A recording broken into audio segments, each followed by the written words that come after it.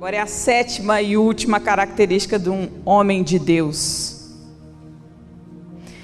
E olha, essas características que nós estudamos, a transparência, o amor, a humildade,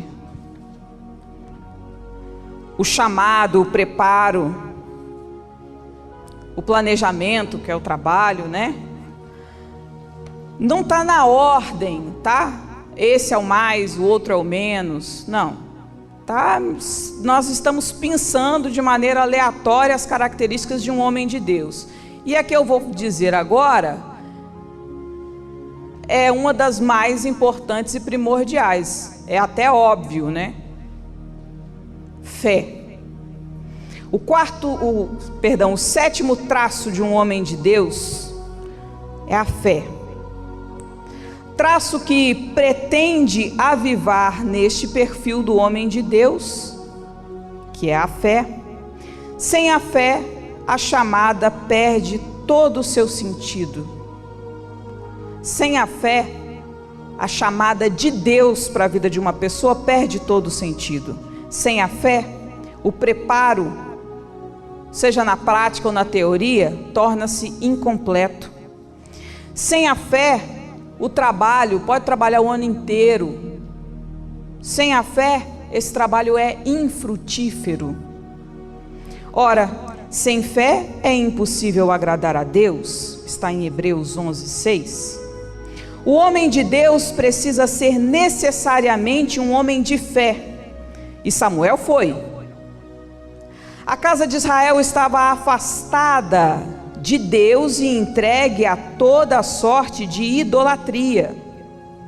Os filisteus eram ameaça iminente ao povo de Israel.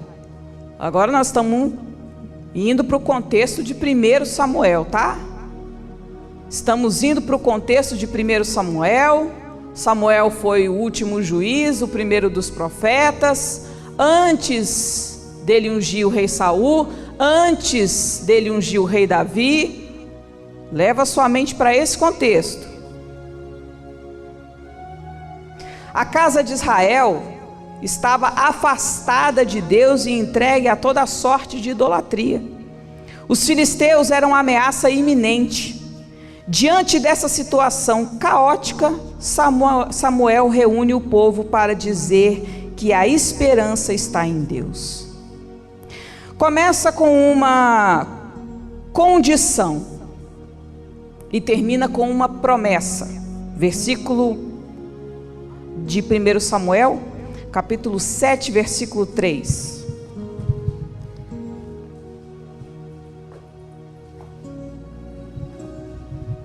Vou esperar todos abrirem.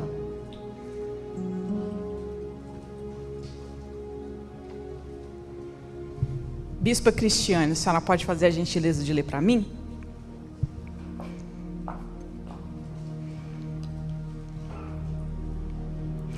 Primeiro Samuel 7:3. Começa com uma condição e termina com uma promessa. Qual é a condição? Falou Samuel a toda a casa de Israel, dizendo: se é de todo o vosso coração que voltais ao Senhor, tirai dentre de vós os deuses estranhos e os astarotes, e preparai o coração ao Senhor, e servi a Ele só, e Ele vos livrará das mãos dos filisteus. Muito obrigada. Glória a Deus, bispa. A condição é: se voltares ao Senhor de todo o vosso coração, abandonar a idolatria. E a promessa é livrar das mãos dos filisteus. O problema dos crentes e das igrejas fracas é que eles querem só a parte da promessa. A parte deles, eles não querem fazer. Livra, Senhor, dos meus inimigos. Mas e voltar o seu coração somente para Deus, somente servir a Ele e abandonar as coisas do mundo, abandonar as idolatrias?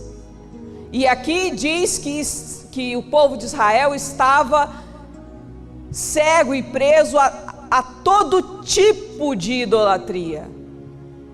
Não me refiro só àquela idolatria da igreja católica, a qualquer coisa que te afaste de Deus, que a pessoa idolatre tanto que afastou ela de Deus.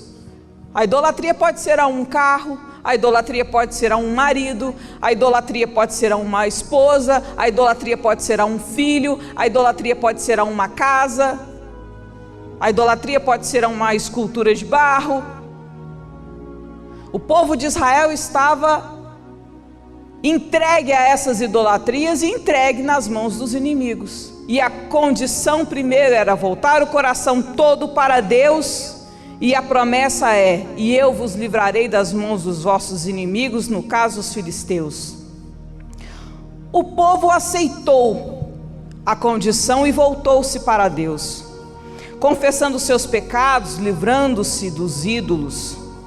O inimigo veio com toda a sua fúria, enquanto o povo mais se aproximava de Samuel e dizia: Samuel, não cesse de orar, não cesse de orar por nós.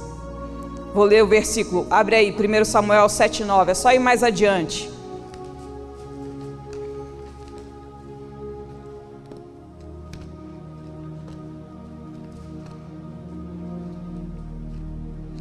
Pelo que disseram os filhos de Israel a Samuel: não cesses de clamar ao Senhor nosso Deus por nós, para que nos livre das mãos dos filisteus.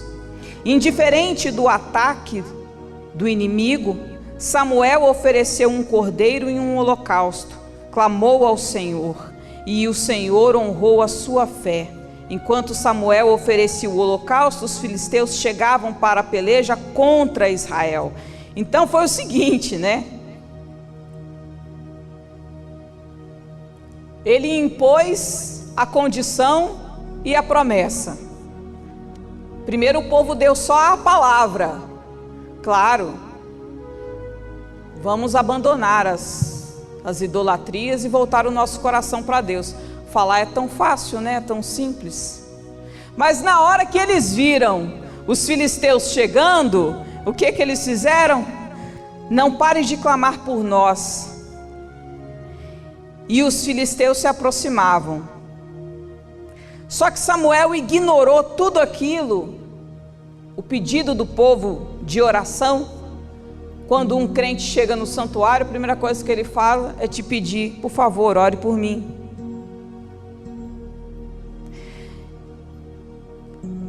Primeiro Samuel 7, versículo 6. Congregaram-se em Mispa. Achei aqui. E tiraram água e derramaram perante o Senhor. E jejuaram aquele dia. E disseram ali: pecamos contra o Senhor. E julgava Samuel os filhos de Israel em Mispa. O que significa essa água?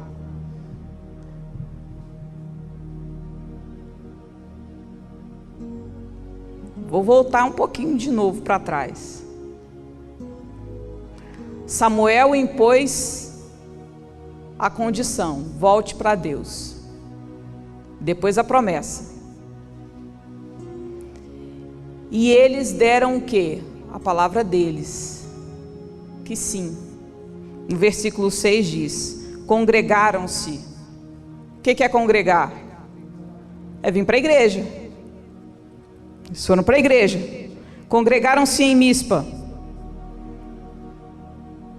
Então eles voltaram para Deus. Tiraram água e derramaram perante o Senhor e jejuaram naquele dia.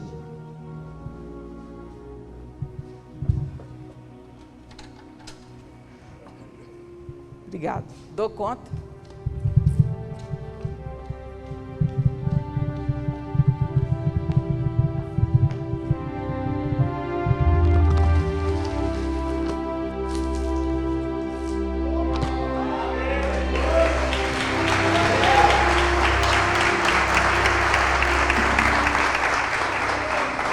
Não, guarda as palmas, vocês não entenderam não.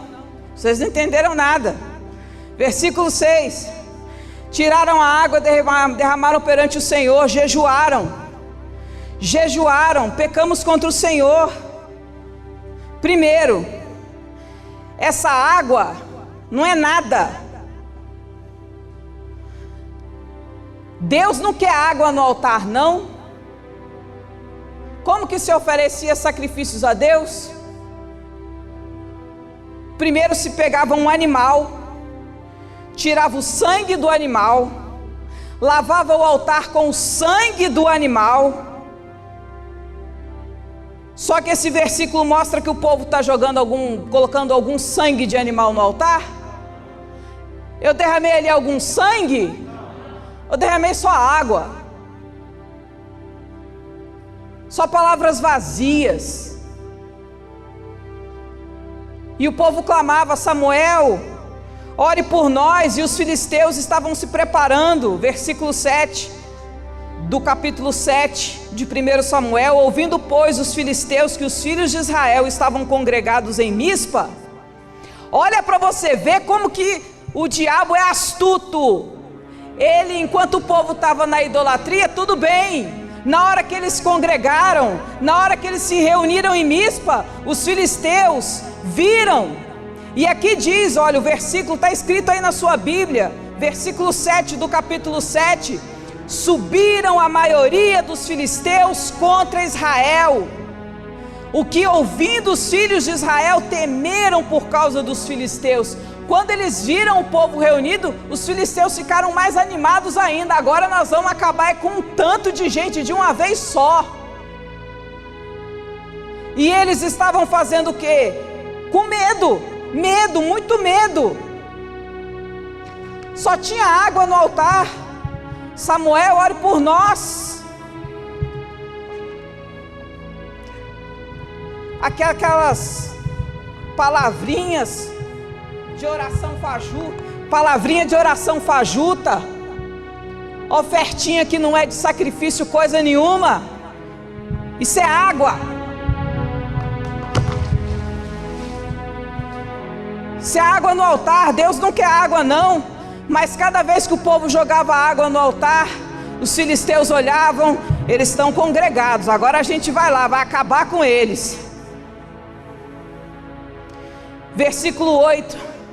Disseram os filhos de Israel a Samuel: não cesses de clamar ao Senhor, Samuel.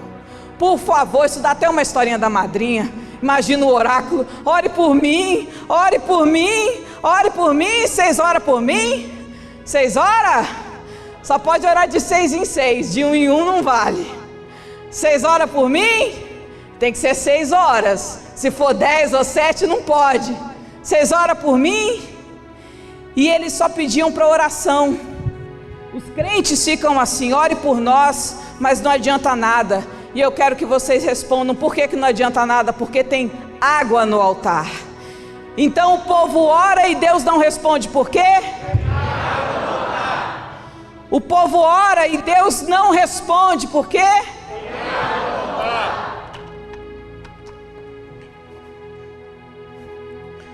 Os inimigos ficam animados quando eles veem o povo na igreja jogando o que no altar?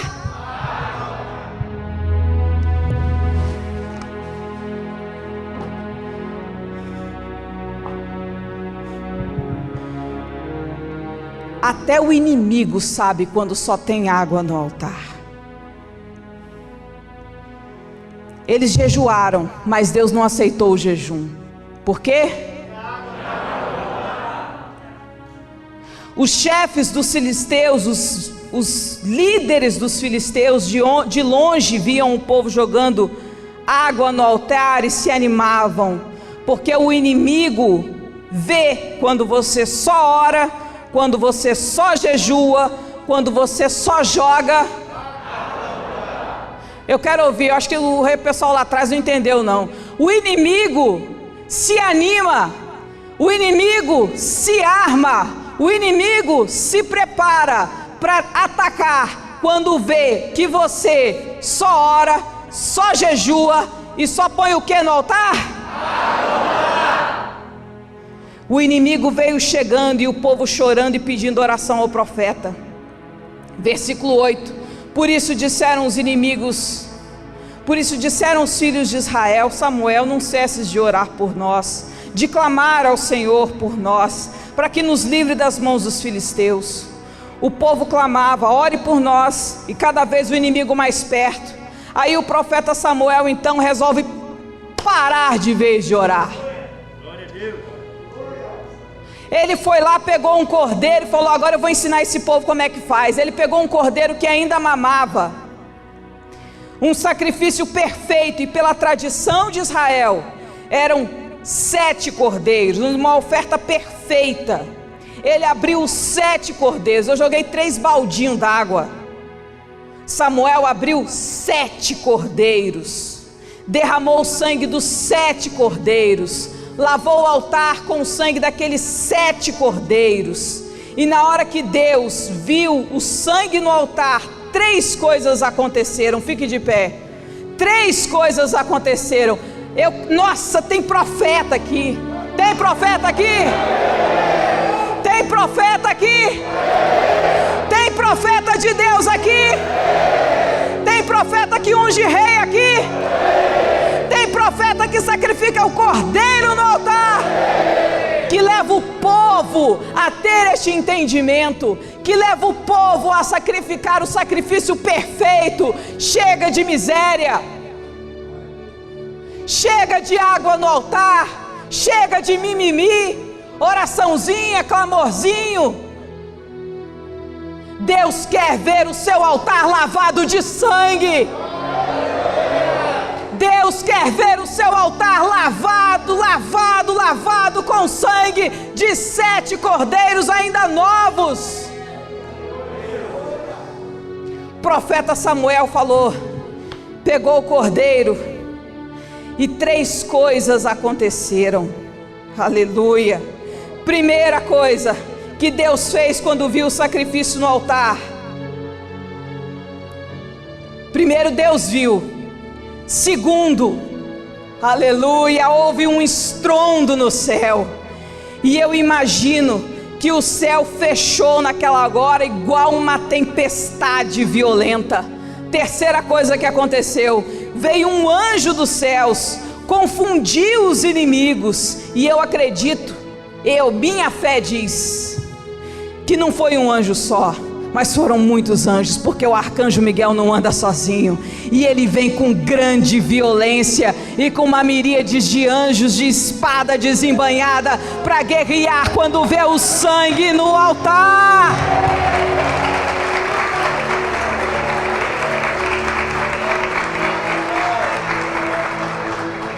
Aleluia! Então Samuel tomou um cordeiro que ainda mama, versículo 9, marca aí. Samuel tomou um cordeiro que ainda mama e sacrificou inteiro em holocausto a Deus. E aí sim, clamou Samuel ao Senhor por Israel, e o Senhor deu ouvidos.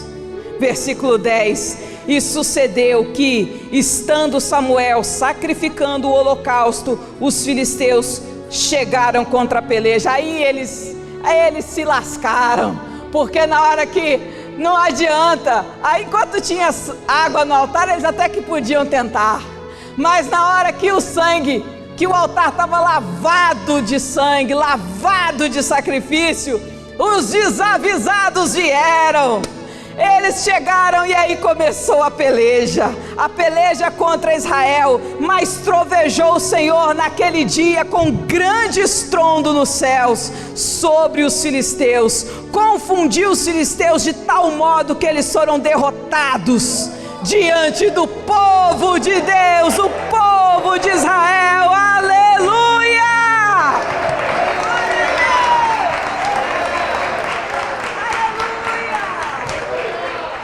Aleluia, eu já estive lá, eu conheço Mispa, e é lindo, é lindo, é lindo, é lindo, é lindo. Agora eu vou ser madrinha, vocês me desculpem, mas eu não consigo ser diferente. É uma torre linda, enorme, alta, muito alta, que se você for lá, tipo depois das 10 da manhã, é até difícil olhar para o alto da torre, porque ela é tão alta e o sol é tão forte. É uma torre linda, é um templo, uma igreja de muros fortes. Só que quando você olha para o lado, tem um lugar que tem um buraco. Dá até medo de andar assim, olha. E aí eu olhei, falei, foi aqui que eles caíram. Aleluia!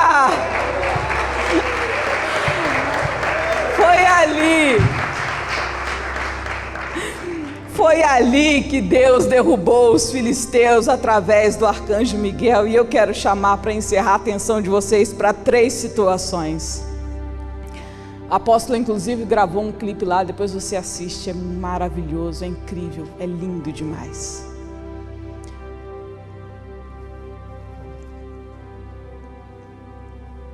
O dia que o apóstolo orou lá em Mispa foi tão forte.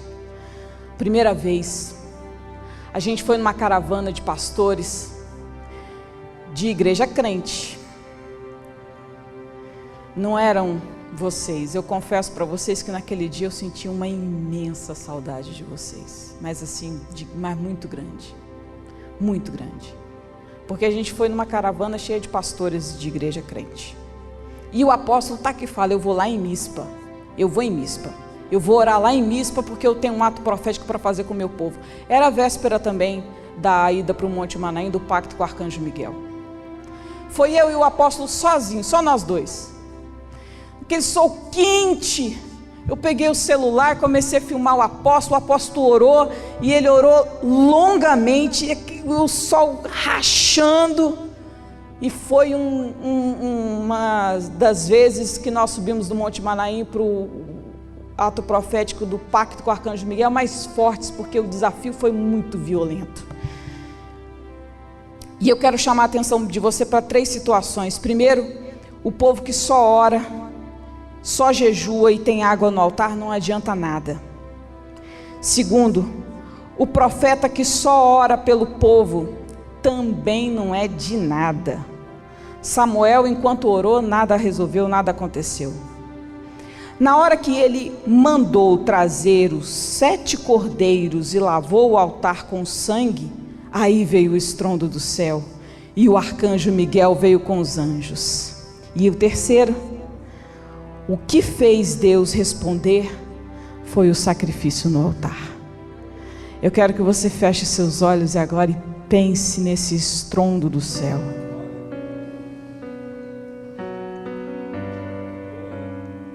Vem anos aí de muita prosperidade, porque eu estou diante de profetas Samuéis. Vem anos de muita prosperidade na sua vida, que você vai levar o povo a derramar o sangue no altar. Levar o povo à vitória, e a sua vitória você vai colher de muitas formas, e uma delas, eu quero ver você lá em Israel com o apóstolo, orando e cantando. Visualize esse estrondo que vem do céu.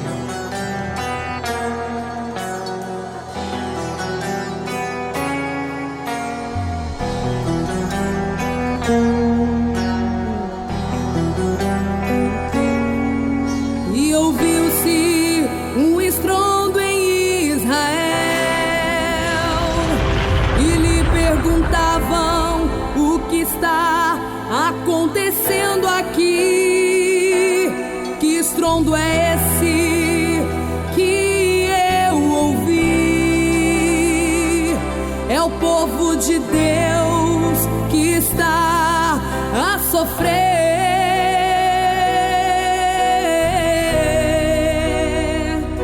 pois o inimigo havia roubado tudo que possuíam. Muita gente chorando clamava a Deus. O povo chamou o profeta Samuel e ele levou um cordeiro para o monte, sacrificou os céus se abriram e Deus respondeu. A terra se abriu e os inimigos de Israel, pelo poder da palavra de Deus, a terra os engoliu. E o povo gritou: Ebenezer, Ebenezer, Ebenezer. Até aqui nos ajudou o Senhor.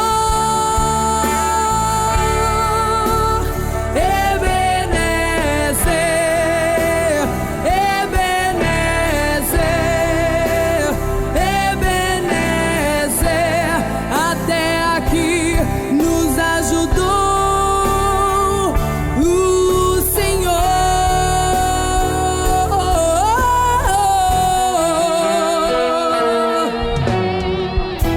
E nessa muralha de Ebenezer está escrito os feitos de Deus, está escrito o seu milagre,